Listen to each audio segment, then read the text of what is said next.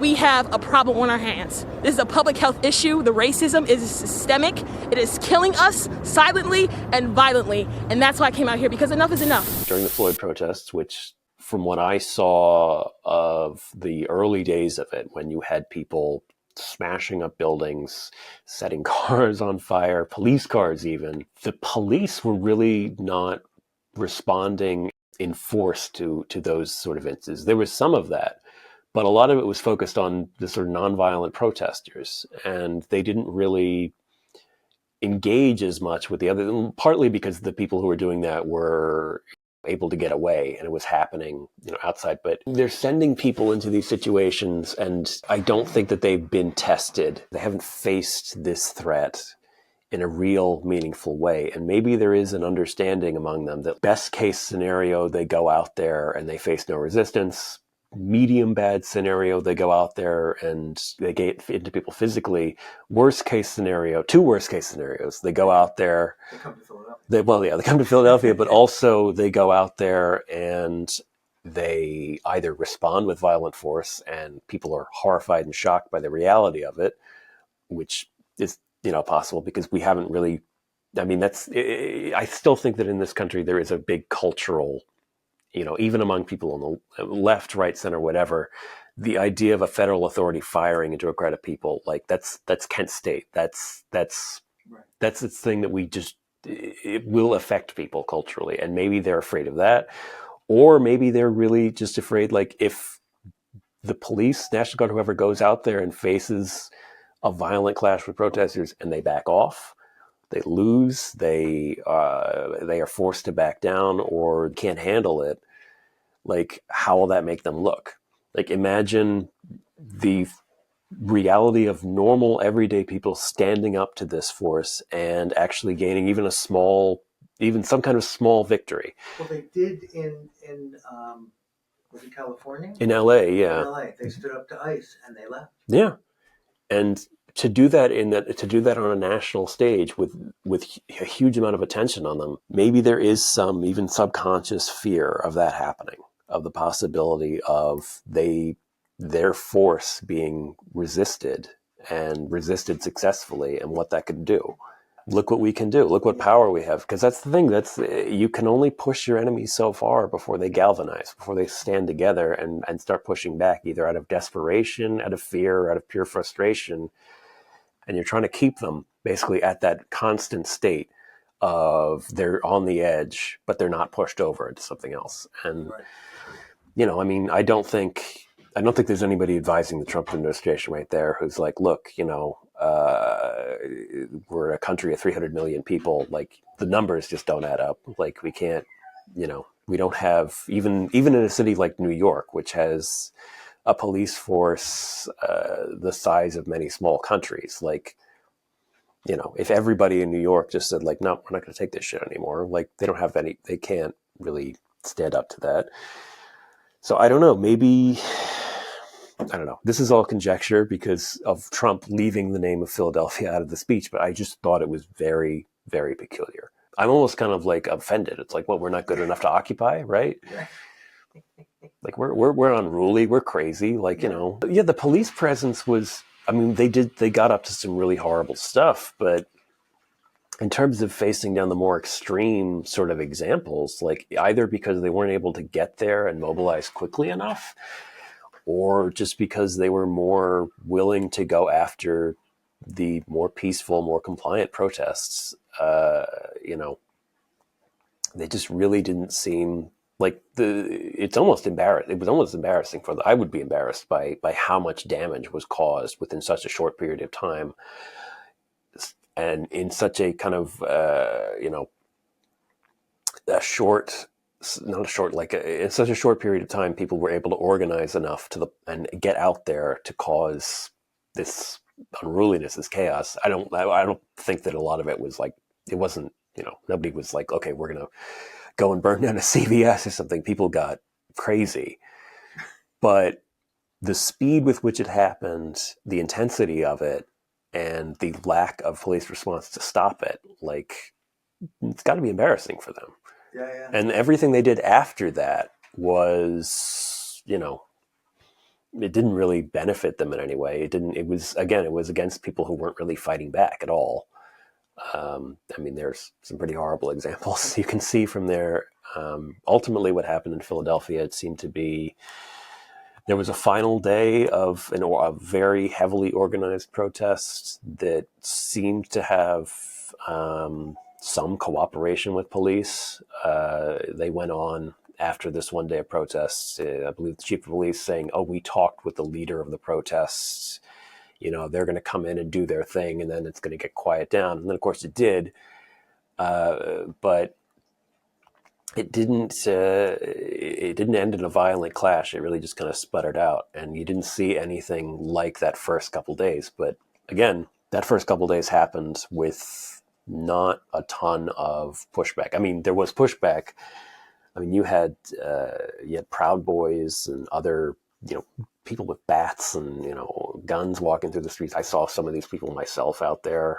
Historically speaking, quickly organizing protests like that, they can be extremely destructive to the powers that be. You look at an early example, the President's Rebellion in England. It's a huge part of their cultural history. It was over a series of poll taxes, and there were some other things going on as part of that. There's rumors of sort of organized state sexual assault as part of this. Is very weird sort of stuff with British law. But basically you have this protest that overnight thousands of English peasants stormed on London from all over the country. They burned all the debt records. They seized control of the city. It happened so fast that they couldn't mobilize, any sort of military response to it. And you had to figure these were illiterate peasants with no form of mass communication, and they were able to do this. And so they show up. How it ultimately ended was kind of, it's shocking. It kind of was similar to the situation in Philadelphia, where somebody came forward, talked to the quote unquote leaders, which is a guy named Wat Tyler. They actually killed him in front of his own people. And then Richard II at the time, I believe it was Richard II, came out and said, no, everybody, I'm your leader now. I'm your king. I will represent you. It's like, all you have to do is go home and we will address this. And everybody was like, all right, that's an authority we trust. So we'll go home. And of course, the next day, the hangings started. And they started going after all the leaders of the protests, and nothing changed, which is kind of interesting because that's pretty much what happened after the George Floyd protests, where you had, Democratic leaders coming out and saying, you know what? We're going to reform this. We're going to reform the police. We're going to defund the police. And then those people ended up handing over a huge amount of money and different bills to them for quote unquote training and, sensitivity training and other stuff, which is just, it was ultimately just more funding to police in the end. Tariffs were deemed illegal, but they're still staying in place. Only the people who oppose somebody like Donald Trump, their change and their ability to wield political power moves incredibly slowly, and it's incredibly weak. There's nothing we can do. The parliamentarian says we can't do it. The rules say we can't do this. But then you see on the other end of it, somebody online said this, which is like, the difference between Democrats and Republicans. The Democrats are out there saying a dog can't play basketball, and the Republicans are out there with airbuds shooting threes every day. Like, well, but look who's doing it. Like, it makes you ask the question, are you lying to us that you can't wield political power the same way Republicans are doing? Like, is it just that you think that it's inherently wrong? By the way, they're clearing out Alligator Alcatraz, thank God, but it took so long. Like, you have to ask the question, this was a huge thing during Biden, was, one, codifying abortion into law. Obviously, he can't do that, but could he have? Could he have issued an executive order, at least for a short period of time, and the Republicans would challenge it or something? But it seems like we're dealing with two different rule sets here. We've got the actual rules, and then we've got the kind of sort of almost realpolitik element of this, which is the idea of you can propose this and then it's going to be challenged. But it seems like if we had a Democratic leader in office right now who wanted to do something in the Trump fashion, who wanted to just declare something and make it law, like the flag burning thing. Donald Trump says flag burning is illegal. Obviously, we all know you can't do that. because it's a free speech thing. It's been established in the Supreme Court.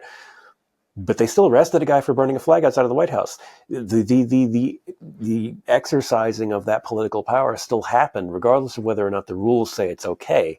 And sure, he'll win his case eventually on that because of the Supreme Court, unless they take it to the Supreme Court and 6 out of the 9 judges decide that we're going to reverse that decision. That's what we're dealing with. Like, why can't somebody just try it? Why can't we have if Trump gets out of office in the next 4 years, if something happens, I don't know, if we somehow get a Democratic president, like, can they just try one thing? Just do one thing Trump style. Just say, I don't know, like,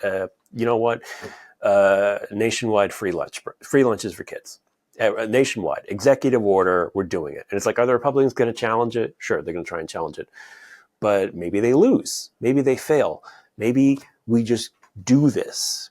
Like, is it inherently wrong to not even violate, to challenge the established rules that prevent us from doing things that are good? Like, is it morally just to just obey the rule, the letter of the law, if it prevents you from doing things that are morally necessary? Like, we have Trump doing stuff that is morally repugnant, breaking the rules, but is it the rule breaking that's morally repugnant, or what he's doing? And a lot of people have pointed out that for the Democrats, in a lot of cases, they're more upset about the rule breaking than the morally, bankrupt ideas that he's putting out. So Gavin Newsom, Kathy Hochul, governor of New York, J.B. Pritzker, and others have decided, since the Republicans have changed the rules, they're going to play by the new rules. Yes, so with the gerrymandering thing, yeah. So they're like, screw it. Like, fuck the rules. Like, right. We're gonna do what's right. And like, it's about damn time. You have those people in Texas who are getting fed up, and like, you know what? The rules say you can't pass this law if we're not going to sit into in the Senate on this. Like, yeah, fuck it. We're just not going to do that. We're going to flee. You're going to have to bring the FBI in to force us in to let us do this. Like, that's like, you either believe these things or you don't. And it's you go back to those Floyd protests. You look at those protests, like, that's people breaking law essentially to fight for something they believe in, to have their voices heard. Like, we need more of that from our politicians. We need them to be willing to stand with us.